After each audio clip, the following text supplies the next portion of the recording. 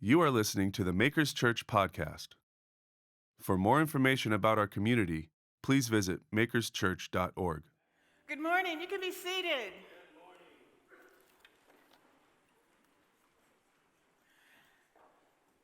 How you doing? My name is Stephanie, and I'm on the board at Makers, and so I share with people. And I do my best work with groups of 5 to 20, and so this is a moment. This is a moment. This is a moment for us to come together, be together, share together. A few weeks ago, Derek called me, and he said, "Hey, I've got this great idea." And I said, "Yo, Derek, what's that?" He said, "You should bring the message." What? Yeah, you should bring the message. It's Martin Luther King Sunday. You should do that. And in my mind, I'm going, I bring the message, Martin Luther King Sunday. Well. What's happening in June? But anyway. So the other thing he said was, and don't answer me right now, because if you answer me right now, I know you'll say no. And it's like, the dude's only known me for like a few months, and he's got me pegged. That is the case. I said, okay. So I thought about it, and I thought about it, and I thought about it some more, and I kept saying no, no, no, no, because why? And so there was that voice inside that said, why? If not you, then who? And it's not about me being all that and a bag of chips, because I am not. But we all have... peanut gallery. We all have our pieces to share. And so part of what we all need to know and all need to understand is that if not me, then who, wherever it is that we're sitting.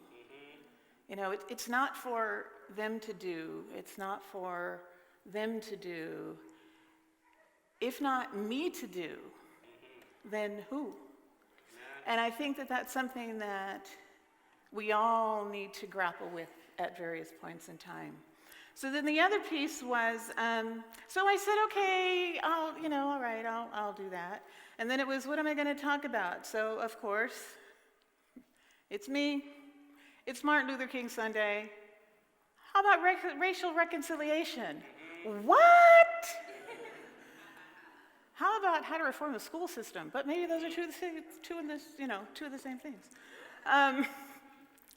And I thought about it, and I thought, okay. And then I thought about it some more, and I thought, I don't even know what that means. I mean, what does that even mean, racial reconciliation? Yeah. I don't know what it means. The other piece that I had to deal with was, I am this package, and this is who I am, and this is how I come, and I don't speak for the masses of the world. I speak for me and where I've been and the journey I've been on. And is that good enough? And I had to grapple with all of that. So here I am. And I'm going to sit down because I have no cartilage in my knees.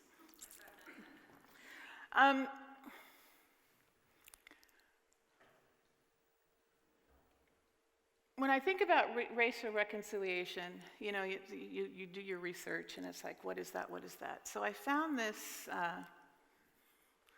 definition. And the definition says this. It doesn't say racial at all. Reconciliation is the spiritual practice of seeking, loving, liberating, and life-giving relationship with God and one another, and striving to heal and transform injustice and brokenness in ourselves and our communities, institutions, and societies. That's what I said. What? Yes. It is indeed all of that.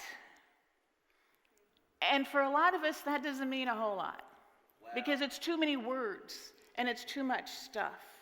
And so what I had to do was take a step back and sit with myself and just say, who are you in all of this?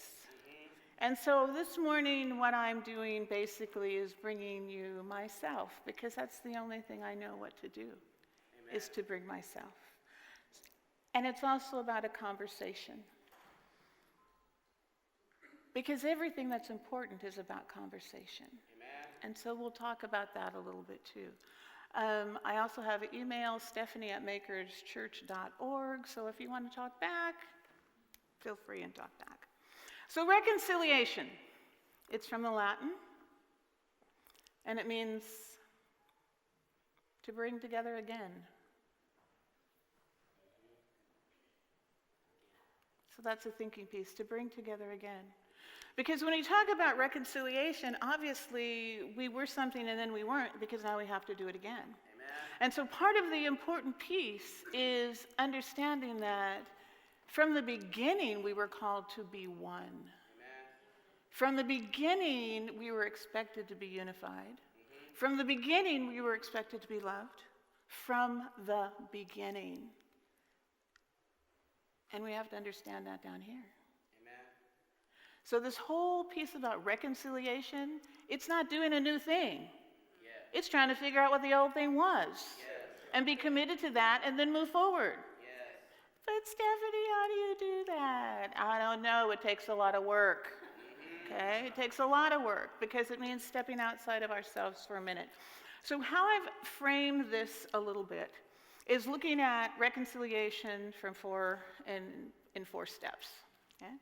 And those four steps are to know myself and my rootedness, because that's very important. And let me back up. I'm going to be using the term me, I, we, all mixed up. So whenever I say I mean we. Amen.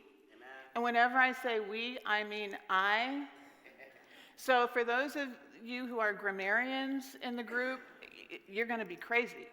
Okay, but that's okay, just go with that. So, because it's I and we, because it's got to be that. Amen. So just understand that as we go. Sometimes I'll get my pronouns all mixed up. So it's knowing myself and my rootedness, it's becoming knowledgeable about injustice, preparing myself for the battle, which is kind of an interesting song if you listen to the words beforehand, and engaging in direct action. So we're going to talk about those and what that looks like. I'm going to share my stories. And then after we leave this place, you have to share your stories. Amen.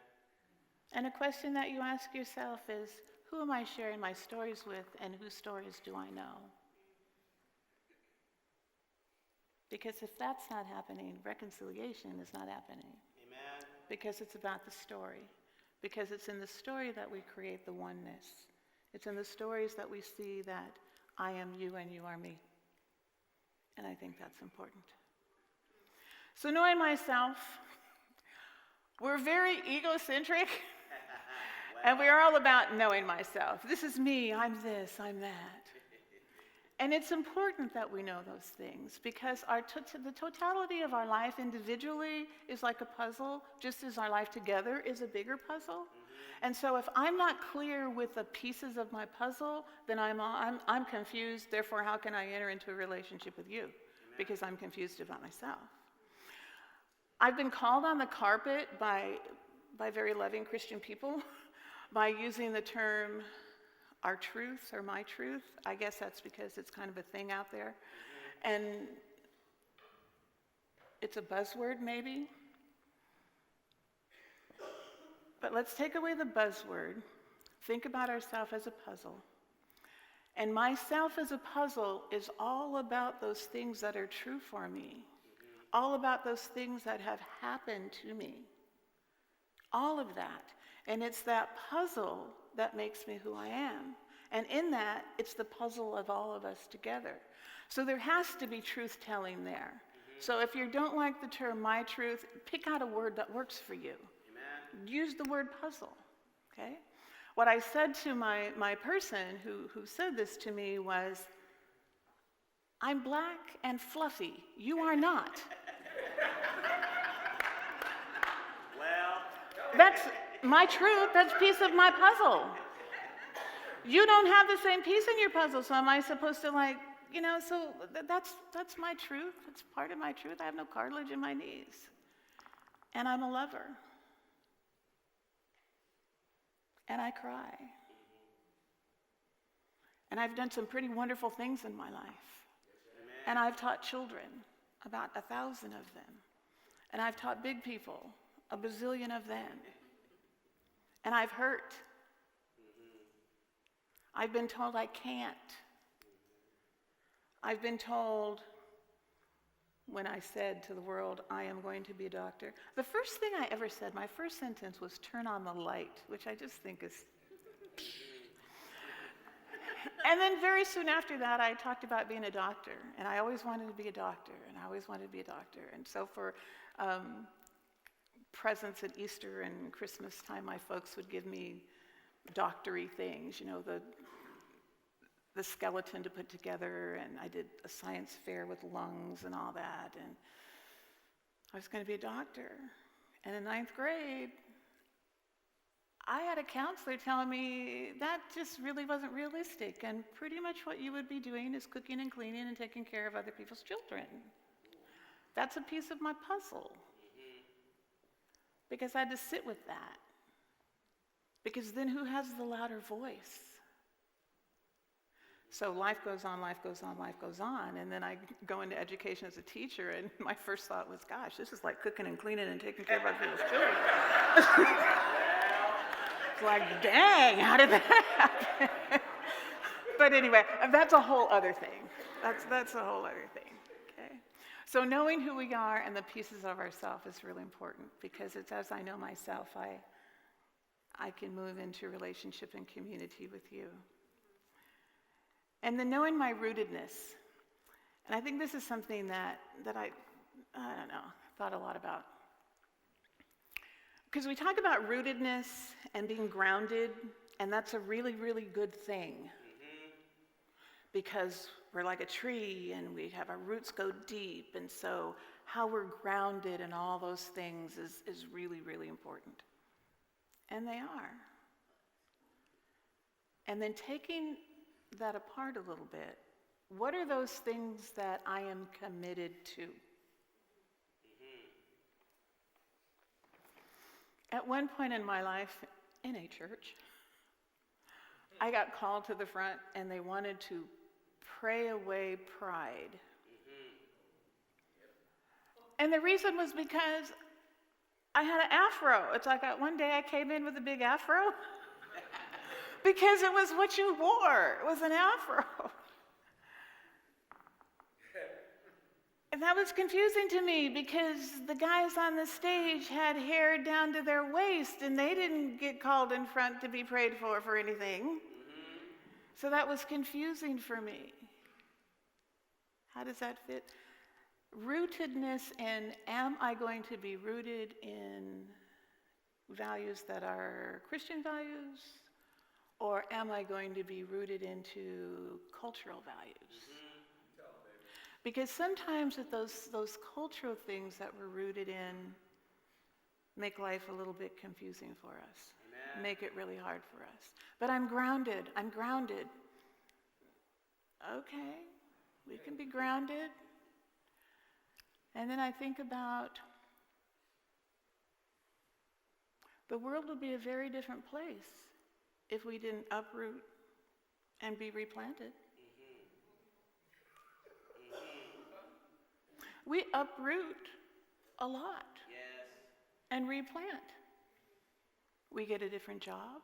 We go to a different place because it's good for us.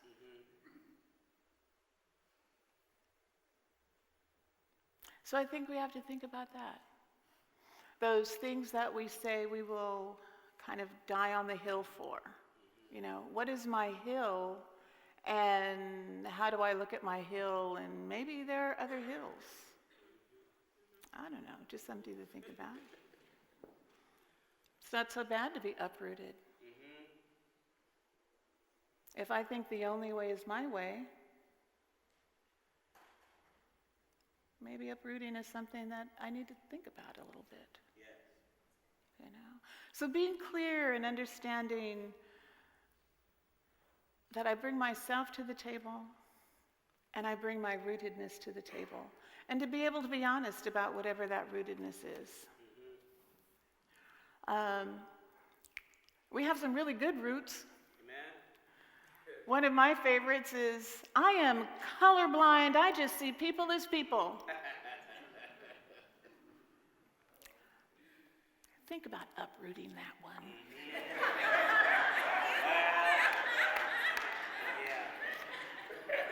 Because in our holiness and in our liberalness and in our wanting to be all things to all peopleness, we kind of then maybe don't see what we need to see. So sometimes our rootedness can cause us to be a little blind. Amen. So just something that we need to think about. We want to be diverse. That's a hill I'm going to die on. We've got to be diverse. And I want us to think a little bit about, all our thinking is not going to be done right here in this place. It's too much. Yes. So when I say we need to think about, when we leave this place, think about it as well. Diversity is great. I think we need to have it. I think we need to be rubbing elbows with people who are different from us. And when I say diversity, I mean in diversity in the biggest sense of the word. Okay? If I don't interact with any people who have physical disabilities, I'm lacking. Yes. If part of my world is not people who are gay and trans, I am lacking. If I don't have people who speak other languages than English, then I am lacking. So diversity is really, really important. Very, very important. But let us not confuse diversity with reconciliation. Amen. Because one of the most diverse places is probably a bus. A city bus? I don't know. A city bus. I'm not thinking there's reconciliation necessarily going on the city bus. But it is indeed diverse. So, in our rootedness and our commitment to diversity, yes, and if we define diversity by a whole bunch of different looking, speaking, talking people together, we still have work to do. Amen. Because reconciliation is about relationships. Yes. It's about relationships. Dr. King says that injustice anywhere is, what is it? Injustice anywhere? Is it up there on the screen? Yes. What does it say? Read it out loud. Justice everywhere is a threat to justice everywhere. Yeah. That. I should turn the page. So as I'm thinking about all of this, I wanted to, my big idea was to take Dr. King's letter from the Birmingham jail. I don't know, have any of you read it recently? Okay. He wrote this letter when he was in jail, and I thought, that would be a great, let's do that. I could take the letter from the Birmingham jail, Psalm 139, Sermon on the Mount, mush it up together, powerful. It became a 6-month class, 6 months preaching. So I had to whittle it down. I took this everywhere. Oh, yes, I am of an age. Paper is my friend. I'm so sorry. And I kept reading this and kept reading this and kept reading this. And I realized as I'm reading it, he wrote this letter in jail. That's pretty much what most of us know. He wrote it while he was in jail. I had forgotten that he wrote it in jail as a response to clergy, white clergy, telling him, you know, you need to settle down and not do what you're doing.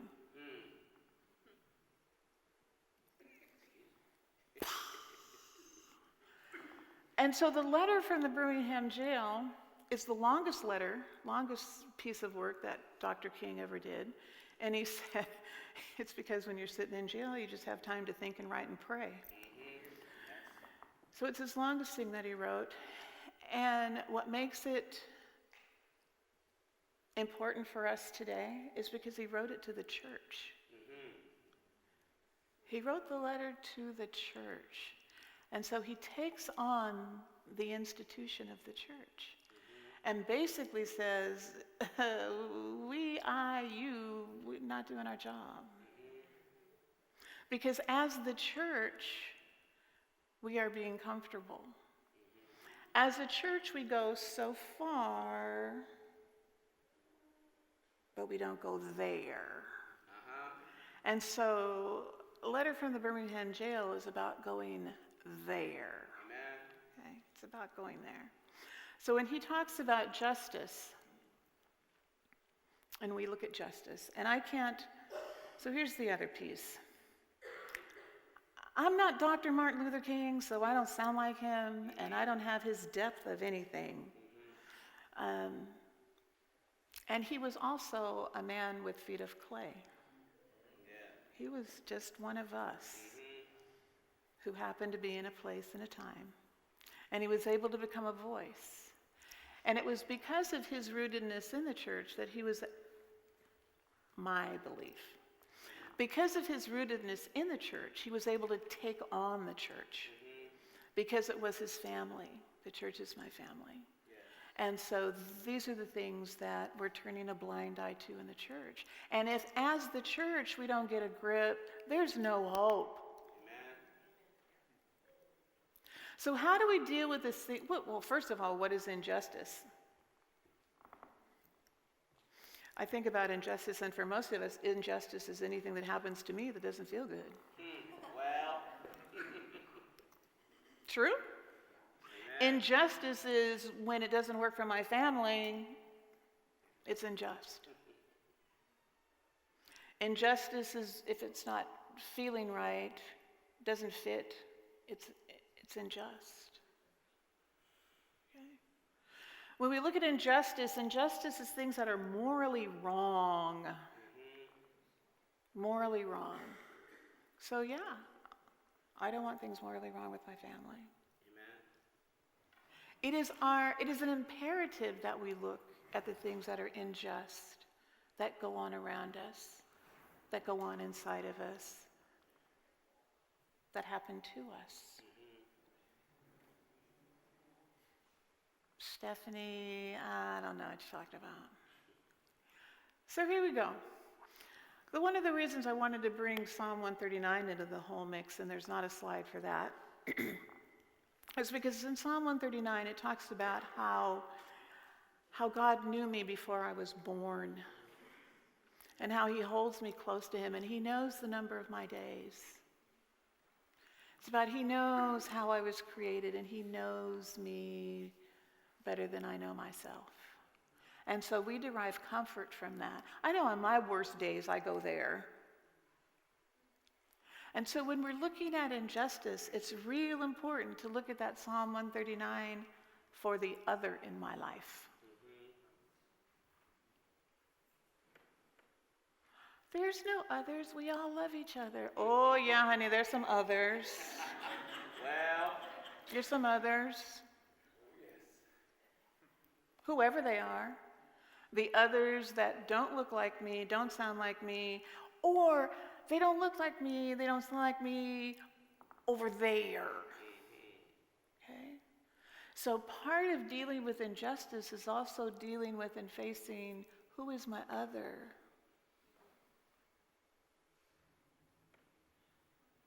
Who is that person that I stereotype? I don't stereotype. Yes, you do. Where are the stereotypes? Where is my prejudice? Where's my uncomfortableness? When I'm in a room, who do I move away from?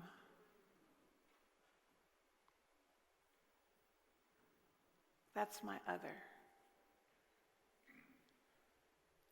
I got called on the carpet one day because I happened to be registered as a whatever I'm registered as, and that person registered in that just can't be a Christian.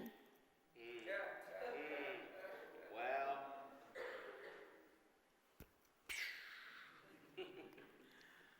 Our rootedness, that's part of that. So injustice, let's look at it. Micah 6:8. What does the Lord require of you but to do justice, love kindness, and walk humbly with your God? amen. Pretty clear. Learn to do right, seek justice, defend the oppressed, take up the cause of fatherlessness, plead the case of the widow. That's Isaiah. A lot of times we don't deal with injustice because it's uncomfortable, Yes. but it's something that we have to do. So, Stephanie, I don't even know what injustices are around San Diego. That's a fair thing to say. And then my response would be, so who do you talk to? Who do you talk to, and what are your relationships? Because if you have relationships with people, a variety of people, then you're going to find out what their lives are like. And you're going to find out those things. What do you read? Voice and Viewpoint, anybody? There's Voice and Viewpoint out there. Chicano News, anybody? There's stuff out there. What movies do we go to? And it's not just about what movies we go to or what books we read, but then who do we talk to them about? See, that's that next step. It's who do we talk to them about? Okay, so we're looking at ourselves, we're looking at our rootedness, we're dealing with injustice, and we're learning some things, and so now we're about ready to go to battle. Okay? So when we go into battle, what we have to do is we have to ready ourselves. And in readying ourselves,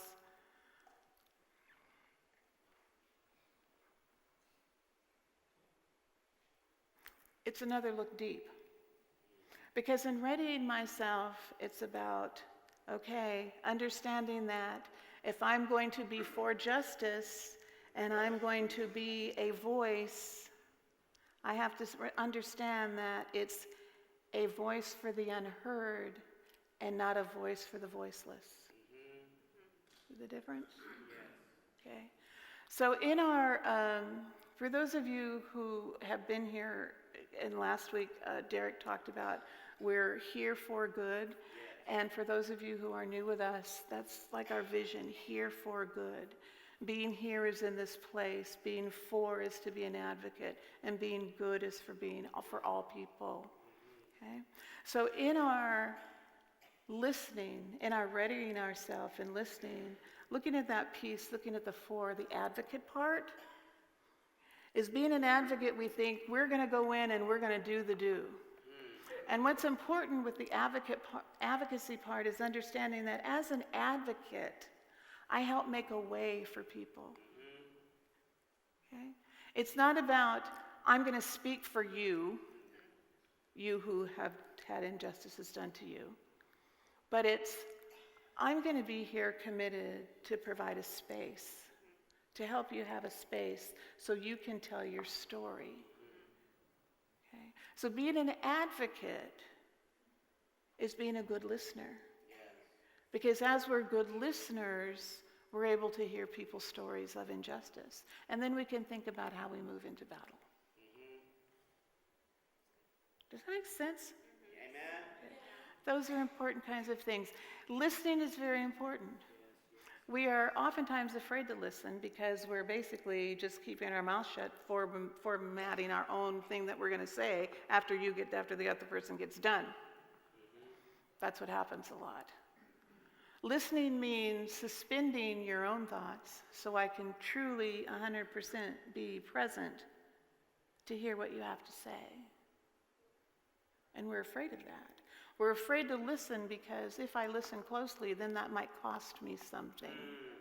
If I really listen to you, then I might have to do something different. If I really listen to you, I may have to confront some of my own stuff.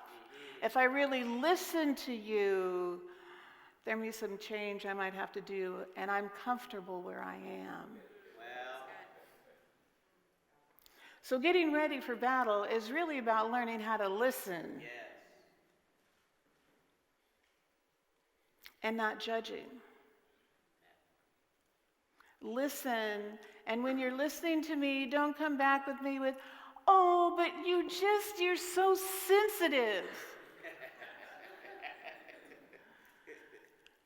When you've had like doors slammed and stuff happen, it's not sensitive, you just pissed off.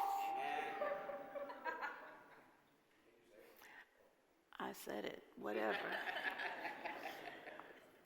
And that's what we have to understand. People have to be able to say that and we not try to fix it, but say that and then look at the bigger picture. How do we work this? Because I have a black friend or I have a Mexican friend is just the beginning. What are you doing in that friendship?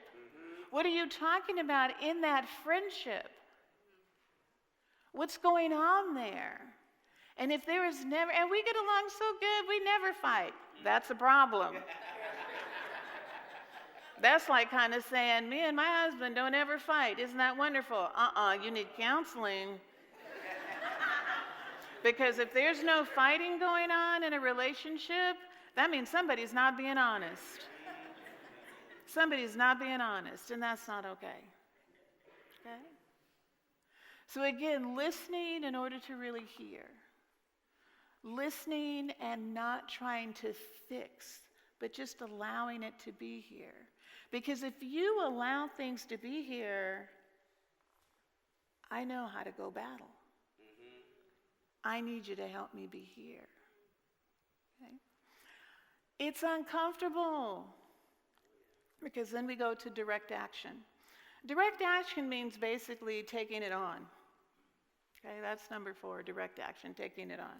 And what are those things to take on? I can't tell you what to take on because you have to come to that. But we have to take it on. Whether that's, here's one we can relate to. I moved to a certain neighborhood so I wouldn't have to deal with that. That is fine. That is fine.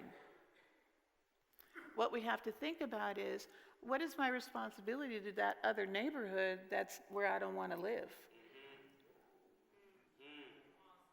You can, it's that kind of thing. It's, I will not have my child in that classroom because that teacher is, okay, you can go to the principal to move your kid. Do that. The next step is, and no other child should be in that class either. That's direct action. It doesn't have to be, no, maybe it does have to be. Okay. Direct action is putting feet to whatever that thinking is that we have. It's putting feet to that. But I'm afraid.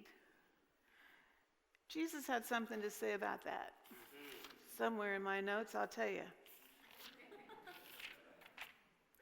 No, it's really important. It's right here. Jesus in the garden.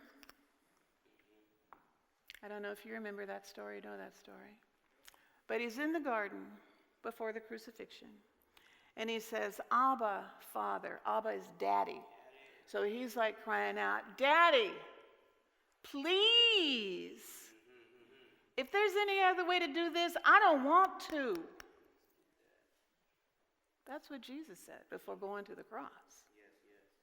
I don't want to. But it's not my will. It's your will. So I don't want to do that. I don't want to step on anybody's toes. I don't want to put myself out there. You know what? Jesus died for you. Amen. I'm not sure he really wanted to do that.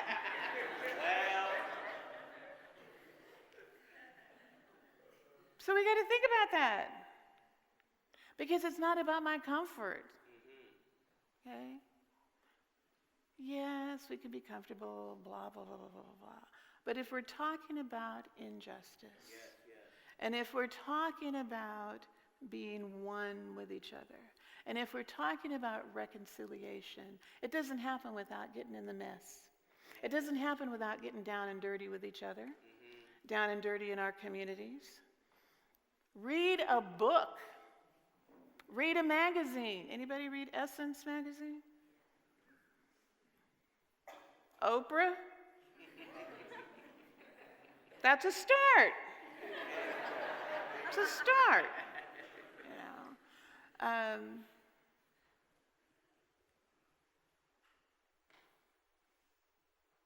We have to love. And love is all about action. And God called us to love one another. And as we all know, because we all have some kind of relationship with somebody, love without some kind of action, we question it all over the place. You love me, and that I, like, if there's no action behind the love. And so when we're talking about reconciliation, it's all about relationships. It's looking deeply into ourselves. And it's not being afraid to step out into the uncomfortableness. It's not being afraid to step into the uncomfortableness. My name is Stephanie. I love fiercely. I hold tightly. I have fears. I have doubts. I've been to many places, and there's other places I want to go. I know joy. I know pain. I know delight. I know despair. And what you see is only part of what you get. Amen. The other pieces come from relationship. I want to end with direct words from Dr. King. And he said a few things. How he ends his letter, and I really do hope you pull it up and read it. I hope this letter finds you strong in the faith. I also hope that circumstances will soon make it possible for me to meet each of you, not as an integrationist or a civil rights leader, but as a fellow clergyman and a Christian brother. Let us all hope that the dark clouds of racial prejudice will soon pass away, and the deep fog of misunderstanding will be lifted from our fear-drenched communities, and in some not too distant tomorrow, the radiant stars of love and brotherhood will shine over our great nation with all of their scintillating beauty. Happy birthday, Dr. King. You are listening to the Makers Church podcast.